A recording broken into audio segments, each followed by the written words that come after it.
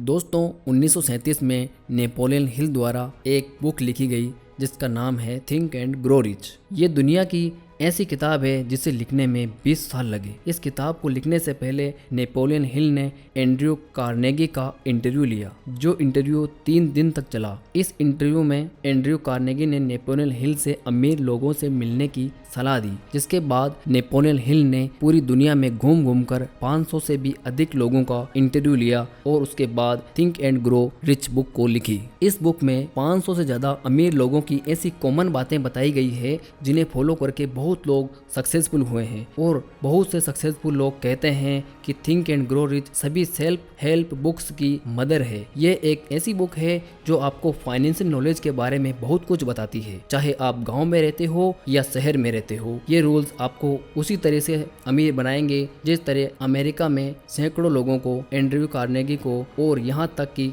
खुद Napoleon Hill को और हमारे देश में भी कई हजारों लोगों को अमीर बनाया है। इस वीडियो में हम थिंक एंड ग्रो रिच से कुछ ऐसे रूल्स जानेंगे जो हर एक सक्सेसफुल इंसान में होते हैं। वीडियो को पूरा एंड तक जरूर देखना। नंबर 1 है बर्निंग डिजायर। दोस्तों, किसी काम को करके उस काम में सक्सेस पाने के लिए पहला कदम होता है हमारे उस काम के प्रति प्रबल इच्छा, यानी कि बर्निंग डिजायर। जैसे अगर एक आदमी कहता है कि फरारी कार मुझे बहुत अच्छी लगती है, मैं इसे खरीदूंगा, और दूसरी तरफ दूसरा आदमी कहता है इस फरारी कार को एक ना एक दिन मैं हर हालत में खरीद कर रहूंगा, तो इसके ज्यादा चांस है कि वह दूसरा आदमी उस कार को आसानी से खरीद लेगा। और मैं ये हवा में बातें नहीं कर रहा हूँ। खुद ऑथर कहते हैं कि प्रबल इच्छा ही सब कुछ होती है। दौलत तुम्हारे पास खुद चलकर आएगी अगर उसे हासिल करने की प्रबल इच्छा हो, ऐसी इच्छा जो हमारे दिलो दिमाग पर हावी हो जाए। ऑथर का एक छोटा बेटा जन्म से गूंगा और बहरा था। डॉक्टरों ने कहा था कि वे कभी भी ठीक नहीं हो सकता, लेकिन नेपोलियन हिल और उनकी पत्नी की प्रबल इच्छा थी कि वे भी बोले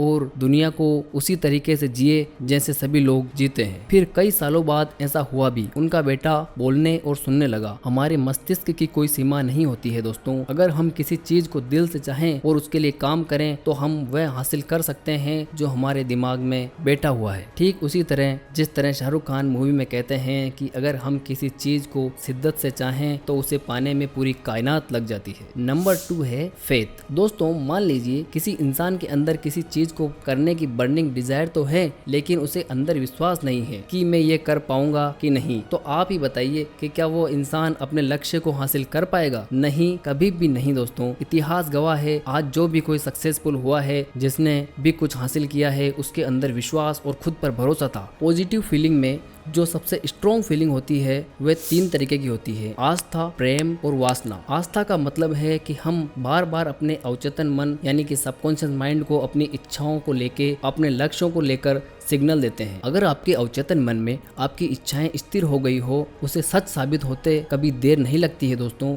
अगर हम अपने दिमाग में नेगेटिव बातें भरेंगे तो उसके नेगेटिव ही परिणाम होंगे, और अगर पॉजिटिव बातें अपने दिमाग में भरेंगे तो उसके परिणाम भी हमेशा सकारात्मक होंगे। आपका जो भी लक्ष्य है उसे हमेशा लिख कर रखें और उसे बार बार रिपीट करें ताकि उसका एक स्पष्ट चित्र आपके दिमाग में बन जाए। जैसे कि यदि कोई आपको सपनों का एक घर बनाना हो तो उसका एक स्पष्ट चित्र आपके दिमाग में होना चाहिए। आपका ये ड्रीम हाउस कैसा होगा, किन किन सुविधाओं से युक्त होगा, किस जगह पर होगा। जब आप ये सब बातें सोचेंगे वो सब जरूर मिलेगा जो आपको चाहिए। किन किन सुविधाओं से युक्त होगा, ये सभी बातें यदि अपने मन में सोचेंगे तो एक ना एक दिन वे साकार जरूर हो जाएगी। अब अगला आता है जो कि पॉइंट नंबर 3 है, ऑटो सजेशन। ऑटो सजेशन का मतलब है खुद के दिमाग को समझाना। आप जो भी लक्ष्य हासिल करना चाहते हैं उसे अपने सबकॉन्शियस माइंड यानी कि अवचेतन मन में कैसे डालें। इसके लिए यहाँ नेपोलियन हिल के द्वारा 3 तरीके बताए गए हैं। पहला, अपने लक्ष्य को एक कागज पर लिखो। दूसरा, इसे 7 अलग अलग जगहों पर बैठकर दोहराओ। तीसरा, इस काम को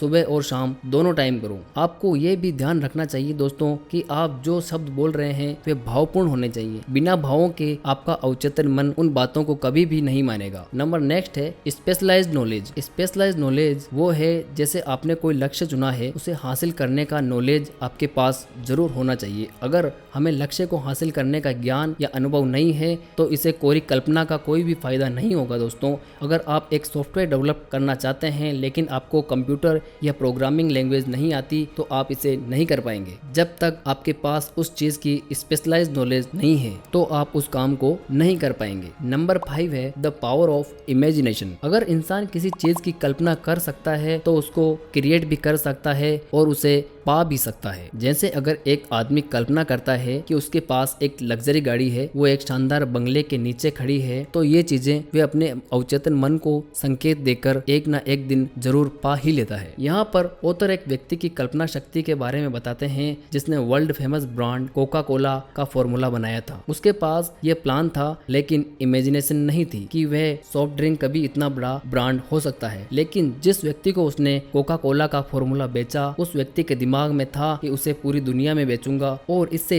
सॉफ्ट ड्रिंक इंडस्ट्री में सबसे बड़ा ब्रांड बनाऊंगा, और उसने ये करके भी दिखाया। इसी कड़ी में दोस्तों नंबर 6 पर आता है ऑर्गेनाइज्ड प्लानिंग। दोस्तों बहुत बार ऐसा होता है कि लोगों के पास अपने गोल्स को अचीव करने के लिए बर्निंग डिजायर, खुद पर विश्वास और ज्ञान सब कुछ होता है, लेकिन फिर भी वे लोग सालों तक कड़ी मेहनत करने के बावजूद अपने लक्ष्य को हासिल नहीं कर पाते हैं, क्योंकि उनके पास चीजों को सही ढंग से करने की प्लानिंग नहीं होती है। आप जो भी चीज हासिल करना चाहते हैं उसका आपको एक तगड़ा प्लान बनाना पड़ेगा कि ये चीज मुझे कैसे मिलेगी, कैसे मैं इस काम को कर सकता हूँ, कैसे मैं इसे लोगों तक पहुँचा सकता हूँ। जब आपके पास एक अच्छी प्लानिंग होगी तो आपको आपका लक्ष्य पाने में आसानी हो जाएगी, क्योंकि ऑथर हमें यही समझाना चाहते हैं कि हम जो सोच सकते हैं वह हम कर भी सकते हैं। ये बुक की समरी आपको कैसी लगी कमेंट बॉक्स में जरूर बताएं। धन्यवाद। आपका दिन शुभ हो, मंगल हो।